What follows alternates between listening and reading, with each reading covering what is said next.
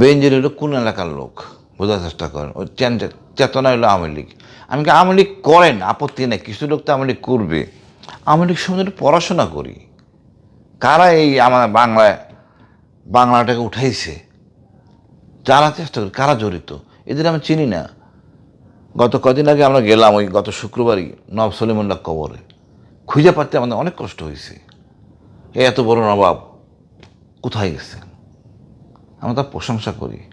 আর বেঞ্জিলিটা কী হবে চিন্তা করেন তো, এত টাকা পয়সা দিয়ে মানুষের, কার টাকা? জনগণের টাকা। আপনি অবাক হবেন, পুলিশ যখন কোনো সৈনিক বা কোনো সোলজার কনস্টেবল আসে পুলিশে, সে কিন্তু সৎ থাকে। ঢোকার সময় টাকা দিয়ে ঢুকতে হয় ম্যাক্সিমাম ক্ষেত্রে, হয়তো পুলিশ না নিল অন্য দলীয় লোকরা নেয়, আমি এমনটা দেখছি রাজনীতিবিদরা নেন 1%। এইগুলি হলো আমাদের অবক্ষয়। তো ওই ছেলেরা তো ওই টাকা উঠাবে, একবার যেন অপরাধে জড়ায় পড়ে তখন সারা জীবন অপরাধ থাকে। এই ছেলেটা মনে করেন দিনাজপুরের ছেলেটা বা আপনাদের গাইবান্ধার ছেলেটা বা যে কোনো এলাকার উপজেলার ছেলেটা, ওখানেই রাখেন না তারে। ওই বেতনে তো আসলে খুব বেশি বেতন দিই না তো আমরা এদেরকে, আসলেও খুব বেশি বেতন দেই না।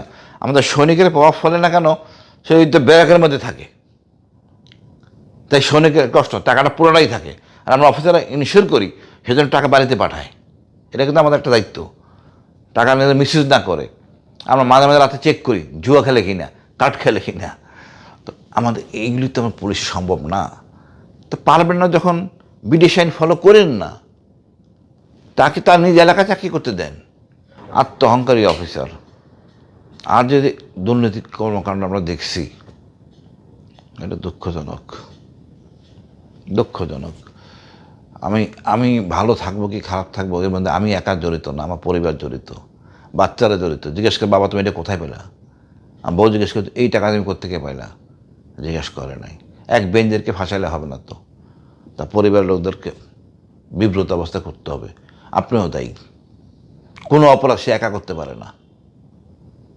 আমাদের সমাজটাকে ওইভাবে আমরা গড়ে তুলতে পারিনি এখনও, বড় দুঃখজনক। যে সব কজন দেখেন, এখন 3 জন আইজিপি জেলে থাকবেন, আর আমাদের যারা দুর্বৃত্ত জেনারেল আজই জানি শফিউদ্দিন পালায় গেছে, ডিজি ভেরে পালায় গেছে।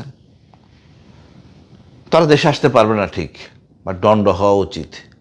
এদের সম্পদ সরকারে নিতে হবে। ভাই সমস্যাটা হয়েছে 1 to 1 করতেছে, ওদের সম্পত্তি এলাকার বাণিজ্য ব্যবসা প্রভাবশালী লোকরা নিয়ে নিচ্ছে। এটা দুঃখজনক।